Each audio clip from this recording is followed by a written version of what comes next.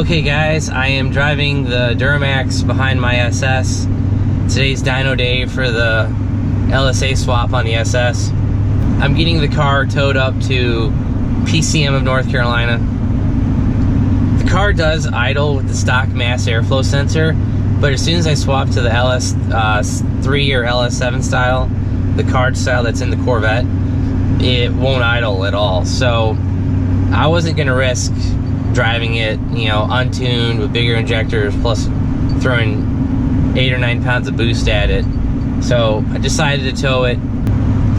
Called the same tow company that towed the Corvette up to PCM. I didn't have any issue with them, and so, but stick with people that I know, and hopefully we have no issues with the tune. So, but we're headed up to PCM, and we'll see what this car makes for power. I will say one thing that I've just noticed that I hadn't seen when I did the swap is you can really see that intercooler from STG Motorsports. I didn't think it was going to be that visible. You can clearly see it right behind the bow tie. Then you got the white part of the bumper, and then you got the black little opening on the bottom. And you can see it on top and bottom of that. And I didn't realize how visible that was. So that may or may not be getting blacked out. I don't know at this point. It's like, it's kind of cool because it tells you something's different, but also it kind of makes the sleeper look go away a little bit. Well, hell, I mean, I upgraded from the silver brakes, which you couldn't see, to the reds, which are bright. Maybe I keep it, I don't know, but blacking out that grill might be a future mod, we'll see.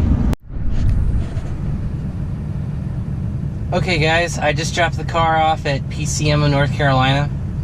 They're gonna have the car for a few days. I'm not sure exactly how long it's gonna take for them to finish the tune, but it'll be probably 2 or 3 days, and hopefully I get the car back by midweek.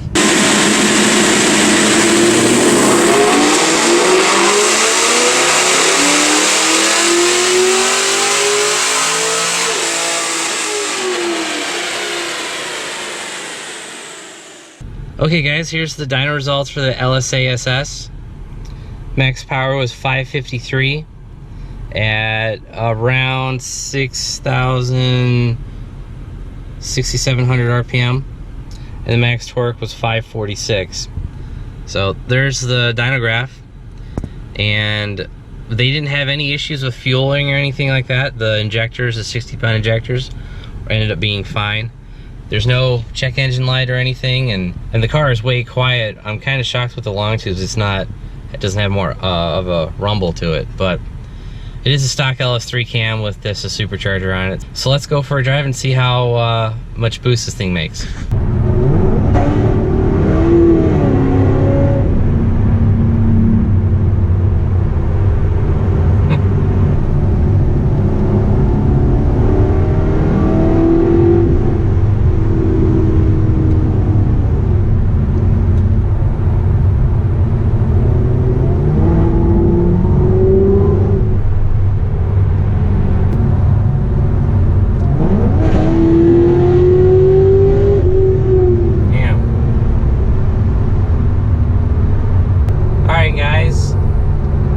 Review is it's way louder when you stomp on it, you know, just between the headers and the supercharger. Like I was doing 70 and I punched it, and it just, like, the throttle response, the transmission tune is way better than it was stock. I had PCM didn't have them do their most aggressive transmission tune. I just had them do like their moderate, medium tune on the transmission, just because I had a real bad tune on my G8. I don't know who tuned that car in. Like, the 1-2 shift on the G8 felt like it was gonna break every time it shifted, and that wasn't even shifting very hard. So, but I will say this, I think the SLP long tube headers and cats that I had on the G8, I think that setup was louder than this Cook setup, because I'm really not hearing it in the cabin. Now, I think this car has more sound insulation than the G8 did, so that might be a contributing factor to it. I'm sure if I was outside the car and I was revving on it, you'd hear it. But another thing to compare, you know, I've got a supercharged Corvette. I can actually hear the blower whine in a Supercharger a little bit. The Corvette, you really can't hear it all. I was driving through traffic and I could actually hear the thing whine a little bit at around 2,500, 3,000 RPM. Right now I'm in 6th, I'm sitting in traffic, so I'm at roughly 1,800 RPM, and it's pretty quiet, but when you start building boost, it wants to go. This thing's nuts. And I'm only at 285 tires on this car. The Corvette's got 345s on it, and I'm only making roughly 26 horsepower less, 27 to be exact. So, because the Corvette's making 580, and this thing's only making 553. So, but overall, I'm fairly happy, and like I said, the injectors were fine. I bought those for the Corvette 2 projects ago, so I kind of dodged a bullet with the expensive fuel system for this car. Now, if I want to go smaller pulley, if I want to go cam, you know, stuff like that, I'm obviously going to need injectors. So I think I'll be in the market for some bigger injectors, probably like 95 pound per hour. Right now I've got 60 pound per hour, so 95 pound per hour, and possibly a boosted pump from MSD. Yeah, it just depends on what I want to do. I know the boosted pump will be easier. You don't have to take the fuel tank out, all that shit. So I'm not sure what all the future will hold, but for now, basically it's a bolt-on ZL1 with headers, intake, catback, and, you know, 553. I'll be honest, guys, I was shooting for like 500. You know, I didn't know. One guy I saw with pretty much the exact same setup that I have, he only dynoed 480 at the wheel. Now, that was a 14, so it was an automatic.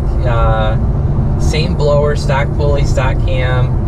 I think he had a rotofab or a version of a rotofab, and 480 the tire. Now, I'll be honest, I don't know if that was a Mustang dyno or what. I mean, mine was 553 on a DynoJet, so I don't know, but pretty happy with what I got, and will I mod the car again?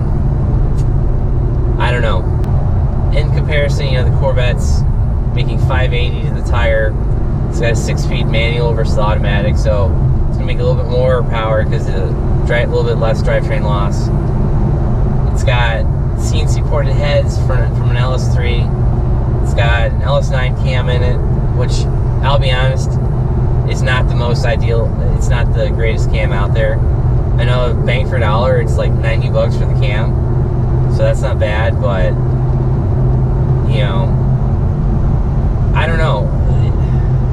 Is it worth tearing the car apart for 30 horsepower? I don't think it is. Like, I'll be honest, I'm way more impressed with this setup than I am with the Corvette. Because, you know, this was strictly bolt-ons. I didn't tear into the motor or anything like that. And, you know, for 30 wheel horsepower, I'm good. I could probably make 580 with just a smaller pulley. I wouldn't be shocked if I could do that. So, but anyway, it's a wrap up for this part, and see you guys. Thanks for watching my video. Don't forget to like it, and if you haven't already, please subscribe.